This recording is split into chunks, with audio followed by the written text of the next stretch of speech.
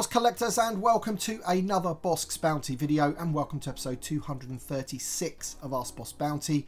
This is the weekly Q&A series that drops every Sunday, where I take your questions from the comment section below and do my best to answer them. So if you do have a question for next week's episode and you want to be featured in the video, be sure to leave that question in the comment section of this video. We've got loads of great questions to go through this week, so if you do happen to enjoy the video, hit the like button down below, subscribe if you are new.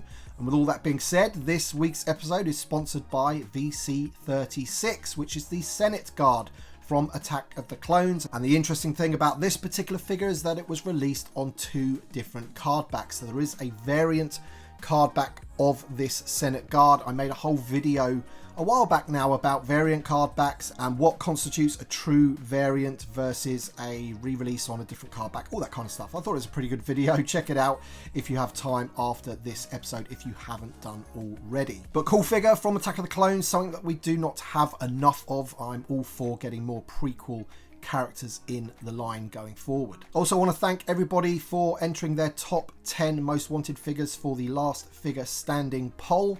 My buddy Chris from Bantha Skull right now is putting in all of the hours, sorting through all of those lists and correcting, spelling mistakes and all that kind of thing, and we're going to end up with our top 10. And we cannot wait to do the first live stream where we announce what that top 10 is, and then we can get the competition going, if you like, which will be awesome. With all that being said, let's get on to the first question, and it's from Star Wars Sith 66. He says, "Hey BB, question for next week. Will you be coming back to the States to attend ICCC next month?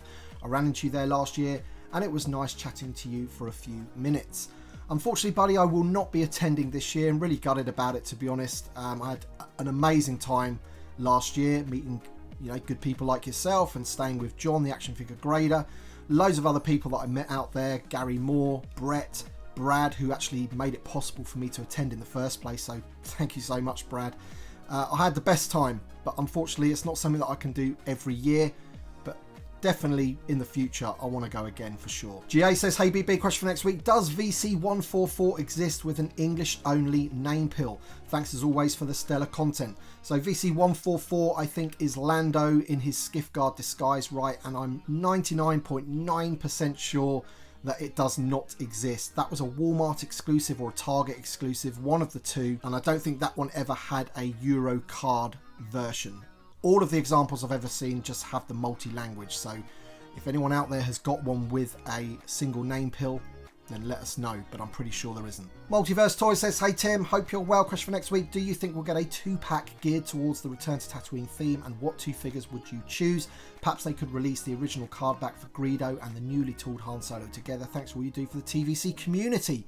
So yeah, I mean, it would not surprise me at all if we did get some kind of 2-pack that is geared towards Return to Tatooine. It seems like a good way of getting a couple of figures out at once.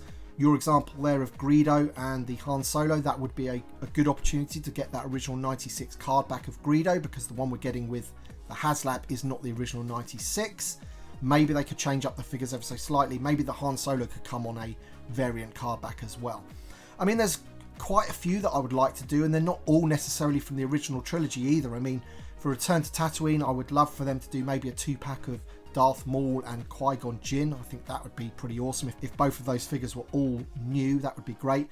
Another one you could do is Little Anakin with Watto. 2 figures that I think we desperately need in the line. And then I've also put these 2 here together because I think, there's going to be people out there that are going to need Dr. Evazan.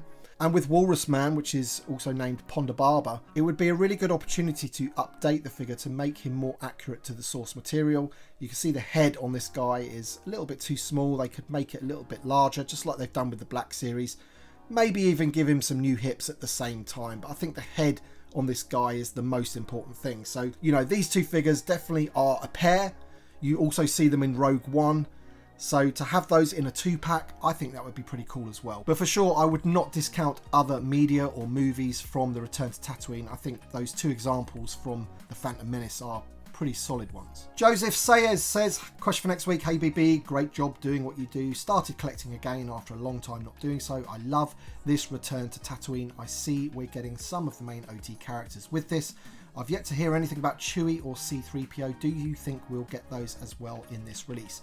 Well, we're 100% getting Chewie because he was indeed pipelined at the same time as Luke, Han and Ben Kenobi.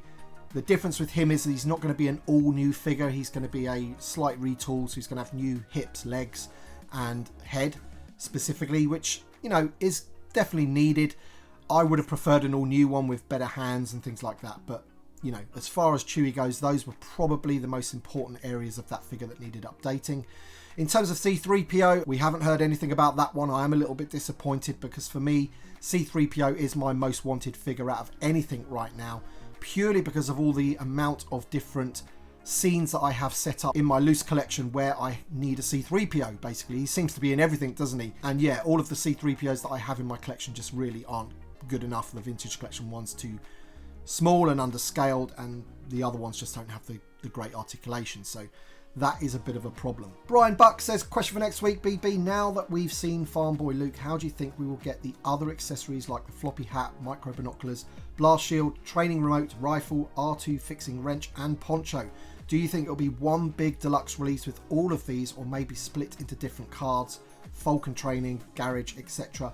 I can see Hasbro releasing a 2-pack with Han for the Falcon cannons. Yeah, that would be brilliant. I do want that Luke Skywalker gunner card back in my collection with a modern figure on there. But how would Hasbro give you all of those accessories? I would imagine that we'll get the sort of Tatooine specific ones that you've mentioned there, like the floppy hat and the micro binoculars, the poncho and things like that, in some kind of deluxe set, whether that be like a Cobb Vanth, or maybe they'll include them with a Luke Skywalker in a playset, maybe like his homestead or a vehicle, and then maybe we'll get the other stuff like the training remote and things like that in another set. But that's kind of how I think they'll do it. Obviously, what I think that they do need to sort out is the head on that Luke Skywalker. I don't really want them to be releasing too many more deluxe or otherwise of that figure until they've sorted the head out, because unfortunately, even though I was really looking forward to that figure and it looks great in the main, the head sculpt is not quite there. Christopher Barton says, great episode, Tim. Question for next week. I know you said in your live episode that you don't think there's a chance for the Ebon Hawk from Knights of the Old Republic as a future HasLab, but do you think with the success of Revan figures that they will release more Knights of the Old Republic characters in the line? I think that's probably a safe bet that they do. I could see them doing Darth Malak, for example. Black Series had him, didn't they? So the digital sculpts are there. And I'm pretty sure that Revan did well for Hasbro in TVC. So if that's an indicator, then they'll take that on board. But like anything, you know, if you want the characters from Knights of the Old Republic, then, you know, be sure to make sure you vote them up in your polls that we put on, like Last Figure Standing and, of course, March Madness next January when they start taking submissions for that.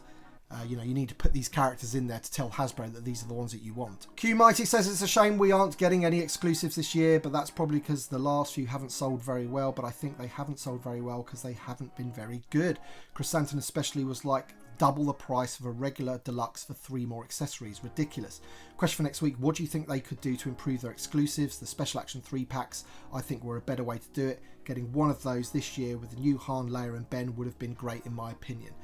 Exactly what you said there is, in my opinion, what they should do for these exclusives going forward. Those 3-packs are great. I really do like them. I own pretty much all of them that they've ever released in the line. And going back to the Luke Skywalker one that they did and the ARC Trooper one, we ended up getting all of those figures on single cards anyway. So Hasbro in those occasions are getting double bubble for those. With the Chrysanthemum one, I think they probably shot themselves in the foot a little bit there, because of course people really might only buy one of those. Maybe it was the convention one that didn't sell well because of the price, or maybe it had a negative impact on the standard deluxe version that you could get in retail. You know, maybe not as many people bought that one, and that's why you can find him in Ollie's. So yeah, in my opinion, stick with the 3-packs. I think they're great, and then you can release them on single cards later, and it's a great way to get out some of the figures that we need in the line. Brian Menke says, do you have a recommendation for type of case to keep Cobb Vanth in? I appreciate all of your work. So yes, so far as I know, both Star Action figures and GW acrylics are getting cases made up for those.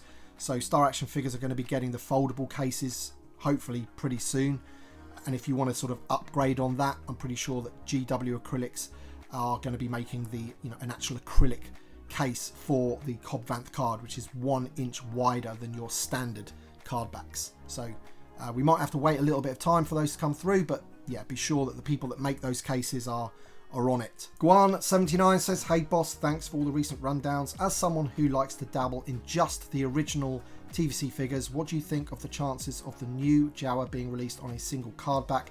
This is the figure I've always been waiting for and don't want the expensive set with him. Same as Greedo being single carded. Many thanks. So unfortunately, history does tell us with these play sets and vehicles where you do get a carded figure included, they don't seem to re-release that carded figure outside of the playset or vehicle. So unfortunately, the cool looking Jawa on that really cool card back that's coming with the Streets of Mos Eisley, I doubt that we'll get that outside of that set. Plus, we do already have a Jawa on the original 96 card back, already released in the line. So I can't really see them putting that Jawa on that card back and releasing it again. I just don't see it happening. And it is a bit of a shame really, because the Jawa that comes in that set, I've said before, that is my favourite looking Jawa with the soft goods. If they had originally put that Jawa on this card back, I would have preferred that. He just looks great to me. But yeah, history tells us, buddy, that they just don't do it. Mano Music says, Bossk, appreciate all you do for the community and hope to see Bossk make a run in Last Figure Standing. Question for next week. What do you think the chances are that the Ghost figures get released on regular card backs? I know we got likewise figures, but hoping to see the Ghost members as presented last fall. So unfortunately, buddy, similar to the previous question, Hasbro did say at the time that the Ghost was being backed, you know, that campaign was running, that this will be the only way you get those versions of the Ghost crew. Regardless of those very cool mural card backs, which you definitely will not be able to get outside of the Ghost. You know, they've given us other versions of the Rebels crew in the line, and maybe they will give us another version of the Rebels crew in the line, just not those ones that they included in the Ghost, because they said that they wouldn't. And I guess many people that backed the Ghost, especially people that bought multiples, are sort of counting on the fact that those figures are quite exclusive. DPD82 says, good morning, Boss. Question for next week. Would you be happy with a vintage collection version of the vintage Kenner Land of the Jawas, part of the Return to Tatooine theme, an exclusive droid, the Tantive escape pod? However, let's suggest it would only contain a small cutaway section of the Sandcrawler. Would you be happy with that, or are you all in on a HasLab Sandcrawler? I think a smaller playset based on that vintage one would work for a lot of collectors and their limited shelf space. Thanks. Do you know what, buddy? This often crosses my mind when I do look at that playset, the Land of the Jawas. For one, I would absolutely love to have the escape pod, and that would hopefully push forward a new C-3PO and R2-D2, hopefully. So that is something that I would love. In terms of what you're saying about the cutaway Sandcrawler, I know exactly what you're talking about there. Pretty much, I could envisage just the tracks, right? Because the Sandcrawler is absolutely huge. And just for the droid lineup sale purposes, that would look pretty cool in my opinion on a shelf. But having said that, I am a big advocate for a new Sandcrawler, whether that's a HasLab or otherwise. I do want a Sandcrawler in my collection, bigger than the ones that we've had already. But yeah, maybe to sort of make do for a shelf display for the droid sale, and as a way of getting Uncle Owen and some of those other droids again, maybe that there is a case for that. But absolutely for sure, the escape pod that came with it, that's something that I would love in a set by itself. I think I've got a Lego Star Wars set of that. I think they've done it a few times actually over the years. And that was always one of my favourites. Very, very simple. Escape pod, it opens out, and then you've got the two droids to go with it. Pretty simple, but pretty cool nonetheless. Conrad Pan says, hey BB, now that we've seen the new Phase 1 501st Trooper, I am thrilled. It looks a lot better than the recent release with the removable helmet. I'm ordering a case. My question is, do you think we'll see some kind of release of plain white Phase 1 Trooper with the superior non-removable helmet, similar to how we got the updated white Phase 2 clone in recent 4-pack? Thanks. So my guess is on this that they would probably follow suit on that, so I don't think we'd get another carded, plain white Phase 1 clone trooper just with a fixed helmet. I just can't see them doing that. I think, as I said, they'd follow suit and give us one of those white boxed Army Builder 4-packs, perhaps with one of the officers included and maybe 3 grunts. But that's kind of how I see them doing that, getting those out in the line, and I'd be all for it because I do want some more Phase 1 clones that don't have the removable helmet. I want them to be in scale. And that's the way to do it, in my opinion. Davath says, question for next week. What, if any, expanded universe books or video games did you play in your past, and have you read the Thrawn books? And do any of them impact what characters you'd like to see in TVC? Kyle and Dash from the 90s, Revan and Starkiller from the 2000s, or maybe Marek, Steele and Kian Farlander. So yes, absolutely, I have read some of the novels in the past. I've read the Thrawn trilogy years ago, mind you, when it first came out, and since Lucasfilm was sold, I've read some of the newer novels like the Tarkin ones and things like that. How does it impact what characters that I would like to see in TVC? Ultimately, it doesn't really, because the order of things that I would like are live action first and foremost, and first of all that is movies, then the TV shows, then after that it would be animation, then video games, and then like novels and things like that. I tend to go for visual representation of things. I like to see exactly what these things are like rather than sort of reading in a book and imagining what they're like, if that kind of makes sense. So that is the order of things that I would like. So ultimately there isn't really anything from novels that I'd go, yes, I must have that in TVC, because there's so much other stuff that I want to come before that. You know, Bad Batch, Rebels, OT, prequels, more Mandalorian stuff, even though we've had a lot of stuff. There's still figures that I do want from that, like, you know, Season 1 Grief Karga, for example. Andor. All of that for me is more important than characters in novels. Steve DeBursa says, hi Bossk, really enjoyed the show this week and the kickoff of Last Figure Standing. I think there is going to be even more diverse set of figures presented in the submissions this year. Question for next week, do you foresee more reveals in October at the Comic-Con in New York and London, and do you think that the Acolyte cancellation may impact the release of figures from Skeleton Crew in 2025 and more of a focus on OT, prequels or more established shows? I also wonder if pipeline reveals will be done in more sparing manner in the future to keep some of the surprise and generate more excitement. Thanks as always. So yeah, I definitely foresee more reveals this year for figures coming out next year. I'm 99.9% sure that there is going to be reveals at London Comic Con. And then of course, as you say, we've got New York as well. How do I think the Acolyte cancellation will impact the Skeleton Crew in 2025? I don't think it will, because I think they, you know, plan things so far ahead, 18 months, maybe even 2 years. You know, those things are already planned in for 2025. So anything that was planned for Skeleton Crew in this year or next year is still going to be there, because of course, as I said, they planned it ages and ages ago. Jed Electro says, here is a question for next week. Shadows of the Empire character Prince Xizor is coming soon in the Black Series and it looks great. How do you think the Shadows characters, particularly Xizor and Dash Rendar, would work for the modern Vintage Collection 3.75 inch scale? I think they would work great. I know that the Xizor in the Black Series looks pretty good. I couldn't help but think when I saw it that, you know, the whole figure would be soft goods in TVC and would look loads better. Whenever they seem to do these characters in the Black Series that have got gowns, very much like Bib Fortuna, they seem to be, you know, all plastic, which I never like. If you look at the Bib Fortuna as a great example, the Black Series one versus the Vintage Collection, there is absolutely no comparison whatsoever. The Vintage Collection one is far, far superior. Even the head sculpt on it is much more like his appearance in the film Return of the Jedi. So I think, you know, those figures are definitely ones that could potentially be made. I do know that seeing everybody's submissions on social media for Last Figure Standing, that Dash Rendar looked pretty popular to me, so you never know, he might make it into the top 10, and if he doesn't, he might still be pretty high up, and all of that info gets passed over to Hasbro anyway. So if enough people want that character, then I can definitely see him being made in TVC. So yeah, good things to look forward to. Wolf of Crom says, hey Boss, question for next week. With the Return to Tatooine theme of next year, a Sand Trooper 4-pack or at least a new Sand Trooper figure released in the line seems like a given. Do you think they will update the hips? This would allow the Sand Trooper to sit on a dewback and seems like a no-brainer. This is very much needed. I totally agree with you that it is needed, especially if they do plan to release a dewback into the line.